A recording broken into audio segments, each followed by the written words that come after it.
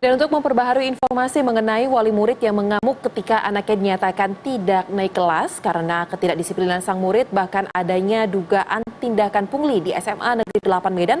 Untuk membahas hal ini sudah bergabung melalui sambungan Zoom Kepala Bidang SMA Dinas Pendidikan Sumatera Utara, M. Basir Hasibuan. Selamat malam, Pak Basir. Selamat malam.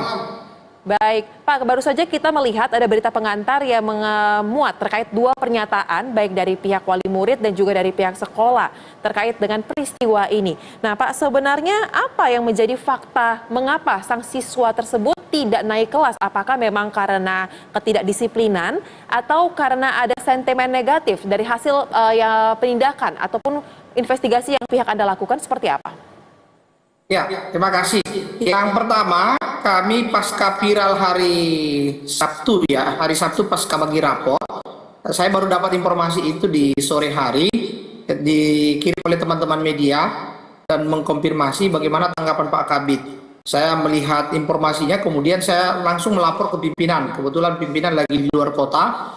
Kemudian pukul 8 malam kalau tidak salah, pimpinan langsung memerintahkan kepada saya agar besoknya untuk mengcross-check, memeriksa kebenaran informasi yang ada di SMA 8. Walaupun itu hari Minggu, saya coba mengkomunikasikan dengan Kepala Cabang Dinas melalui kasih SMA-nya.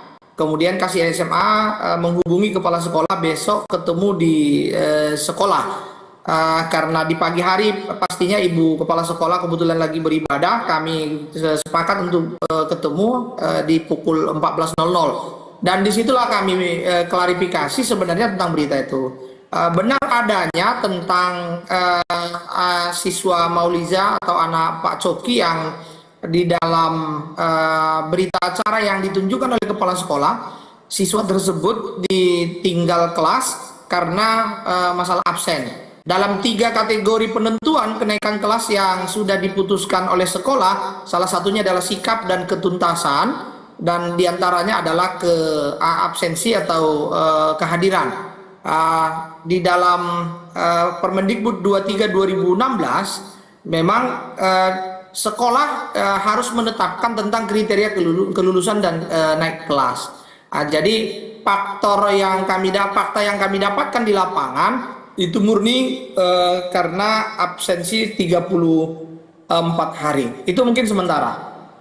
Baik, berarti dari hasil investigasi pihak Anda lakukan, ini murni karena ketidakdisiplinan, di mana total absensi itu mencapai 34 ya Pak. Lantas bagaimana terkait dengan berusaha untuk membuat hal ini menjadi lurus? Apakah dari pihak Anda telah melakukan komunikasi agar kedua belah pihak yang berseteru ini sudah duduk bersama terkait dengan hal ini? Ya, guru BK tersebut yang ada di sekolah ini sesungguhnya sudah pernah memanggil siswa yang bersangkutan pastinya, namun memang kelemahan ada di pihak kami, khususnya di satuan pendidikan, khususnya di sekolah. Ketika pemanggilan siswa harusnya kan ada pembinaan atau berupa peringatan atau berupa semacam surat SP lah yang diberikan. Namun memang selama dipanggil 7 September dan 11 Juni dua-duanya itu tidak dilakukan oleh satuan pendidikan, sehingga memang orang tua merasa anaknya itu tidak dianggap tidak bermasalah masalah kehadiran. Sungguhnya kemarin yang kami evaluasi juga, yang kami sampaikan masukan kepada kepala sekolah, seharusnya 3 hari siswa nggak masuk, itu harusnya dipanggil, dibuat berita acara perjanjian dan lain sebagainya, sehingga memang ada dokumen kita tinggal. Kalau ini karena tidak punya dokumen kita, seolah-olah orang tua menganggap kami tidak tahu syarat itu naik kelas harus segitu harinya. Satu, yang kedua, pastinya pasca dilaporkannya orang tuanya juga pasti ada pengaruh, karena setelah dilaporkan orang tua siswa kepala sekolah, pasca itu si anak yang lebih sering tidak hadir. Jadi pasti ada pengaruhnya. Hanya saja mungkin ya kalau duduk berdua mereka ini sesungguhnya di tanggal 11 itu sudah hadir orang tua, kemudian di tanggal 13 juga menurut pengakuan kepala sekolah hadir juga orang tua si laki-laki Pak Cokinya sendiri, tapi memang di situ ya mungkin tidak terima mungkin dengan kondisi yang ada. Akhirnya puncaknya di tanggal 22 itu ketika anaknya tidak naik kelas. Inilah yang terjadi yang viral sampai hari ini. Dan memang kita sudah membuat surat juga ke sekolah, melihat prosedur-prosedur yang ada itu kurang kuat dan sifatnya anak ini merasa terhukum karena ditinggal kelas. Kita mendidik itu kan bukan menghukum, tapi untuk membina. Baik, menurut kami, dalam pandangan kami, ini bisa ditinjau kembali. Maka surat Bapak Kadis Pendidikan pertanggal 24 kemarin itu sudah dilayangkan ke pihak sekolah.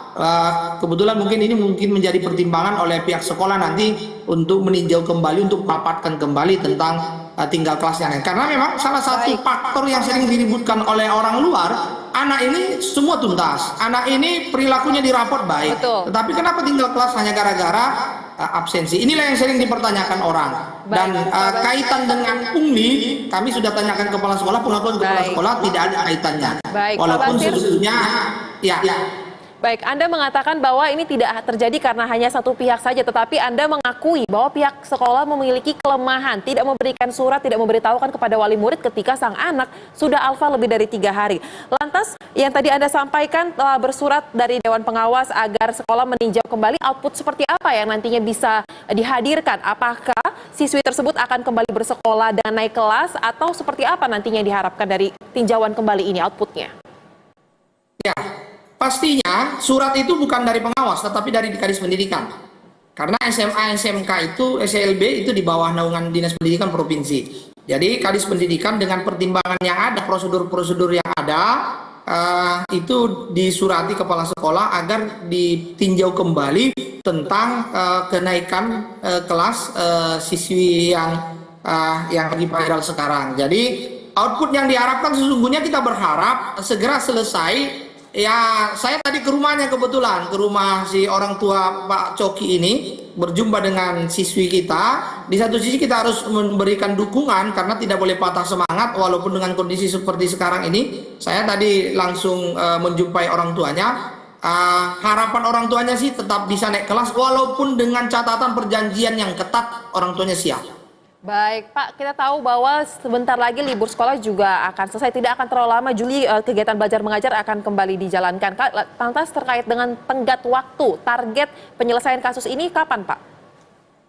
Ya, untuk sampai saat ini kita suratkan baru, kebetulan ketemu juga dengan kepala sekolah.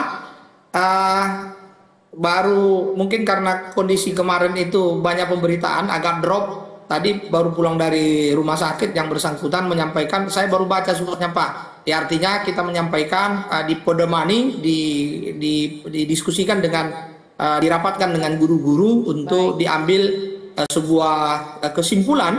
Harapan Bapak Kepala Dinas ini bisa reda dan bisa selesai sehingga anak tersebut bisa melanjut ke kelas 12, melanjutkan cita-cita yang diidam-idamkannya. Mungkin itu. Kalau soal tenggat waktu, kita beri dulu kesempatan mereka untuk melakukan rapat karena sesuai Permendikbud itu yang menetapkan itu adalah satuan pendidikan sekolah itu sendiri. Baik, kita nantikan bagaimana ya Pak kelanjutan dari penanganan terkait dengan peristiwa ini. Terima kasih Bapak M. Basir Hasibuan telah bergabung bersama kami di Berita Satu Malam. Salam sehat.